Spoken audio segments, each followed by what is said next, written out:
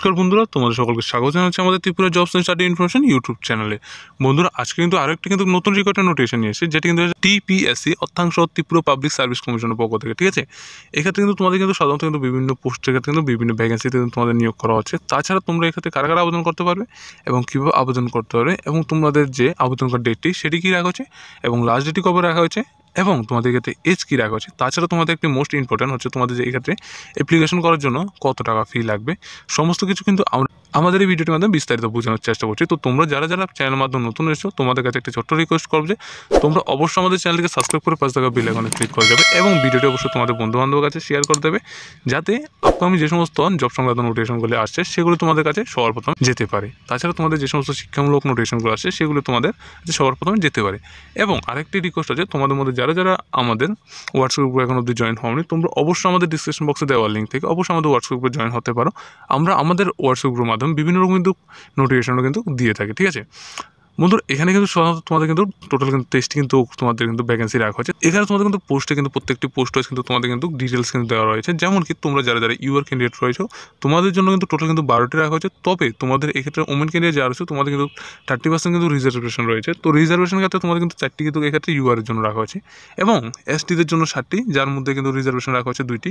এসসিদের জন্য কিন্তু 4টি, যার মধ্যে রিজার্ভেশন রাখা হয়েছে ওমেন্সের জন্য 2টি। ঠিক আছে, টোটাল কিন্তু এক্ষেত্রে কিন্তু 23টি ভ্যাকেন্সি, যার মধ্যে কিন্তু রিজার্ভেশন রাখা হয়েছে কিন্তু টোটাল 8টি। ঠিক আছে, তাছাড়া তোমাদের এক্ষেত্রে অন্যান্য ক্ষেত্রে যেমন কি তোমাদের এডুকেশনাল কোয়ালিফিকেশন কী রাখা হয়েছে, এডুকেশনাল কোয়ালিফিকেশন ক্ষেত্রে কিন্তু তোমাদের এক্ষেত্রে কিন্তু রাখা হয়েছে ব্যাচেলার ডিগ্রি।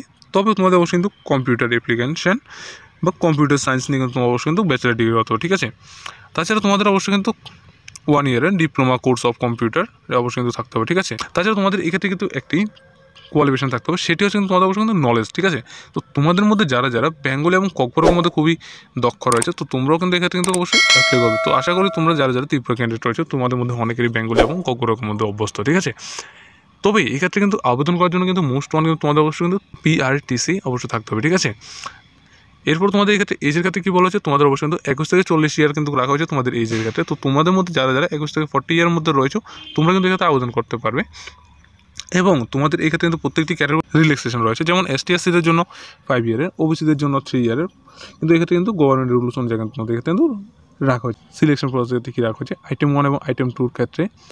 ঠিক আছে, তোমাদের এখানে কিন্তু প্রথমত রাইটিং এক্সাম নেওয়া হবে। তবে তোমাদের এক্ষেত্রে কিন্তু 85 মার্কে কিন্তু একটি রাইটিং এক্সাম নেওয়া হবে এবং কিন্তু তোমাদের কিন্তু পূর্ণ মার্কে কিন্তু একটি কিন্তু ইন্টারভিউ নেওয়া হবে। ঠিক আছে, তবে এই 85 মার্ক কিন্তু তোমাদের কিন্তু সাধারণত 4টি ভাগে কিন্তু ভাগ করা হবে। ঠিক আছে, যার মধ্যে কিন্তু তোমাদের English, GK, current affair, job, extra কিছুর ক্ষেত্রে কিন্তু তোমাদের কিন্তু প্রত্যেকটি কিন্তু এক্ষেত্রে কিন্তু ভাগ করা হয়েছে। ঠিক আছে, তবে এক্ষেত্রে তোমাদের টোটাল কিন্তু সময়সীমা কিন্তু 2 ঘন্টা অবধি রাখা হয়েছে। ঠিক আছে, তাছাড়া এক্ষেত্রে তোমাদের যারা যারা তোমরা সিলেকশন হবে তোমাদের কিন্তু এরপরে কিন্তু তোমাদের একটি মেরিট লিস্ট দেওয়া হবে। মেরিট লিস্টের মাধ্যমে তোমাদের এক্ষেত্রে কিন্তু সিলেকশন করা হবে।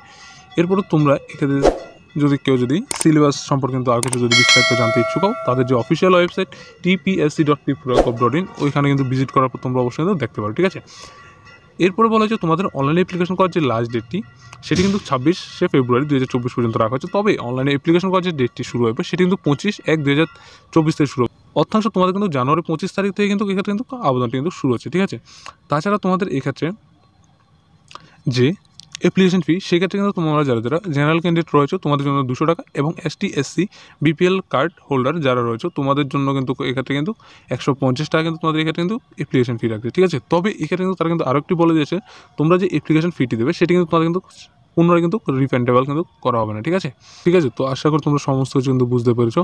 তো তোমাদের মধ্যে যারা যারা এক্ষেত্রে অ্যাপ্লিকেশন করতে ইচ্ছুক তো তোমরা কিন্তু অবশ্যই কিন্তু এক্ষেত্রে কিন্তু আবেদন করবে। আশা করি তোমরা আমাদের এই ভিডিওটির মাধ্যমে সমস্ত কিছু বুঝতে পেরেছো। যদি তোমাদের কোনো রকম যদি সংকেত থেকে থাকে তোমরা অবশ্যই কমেন্ট বক্সে কিন্তু কমেন্ট করতে পারো, আমরা চেষ্টা করবো তোমাদের এই কমেন্টগুলি রিপ্লাই দেওয়ার। ঠিক আছে, তো সকল কাছে একটি রিকোয়েস্ট করবো তোমরা অবশ্যই আমাদের ভিডিওটিকে শেয়ার করে দেবে, যাতে ভিডিওটির মাধ্যমে অন্যরাও কিন্তু এই সমস্ত পোস্টগুলির ক্ষেত্রে যাদের কোয়ালিফিকেশন ম্যাচিং হয়েছে তারা কিন্তু আবেদন করতে পারে। সকলকে ধন্যবাদ, সকলে সুস্থ থাকবে, ভালো থাকবে। দেখা হচ্ছে তাহলে পরবর্তী যে নতুন রিকোয়ারমেন্ট নোটিফিকেশনটি নিয়ে আসি সেটির মাধ্যমে।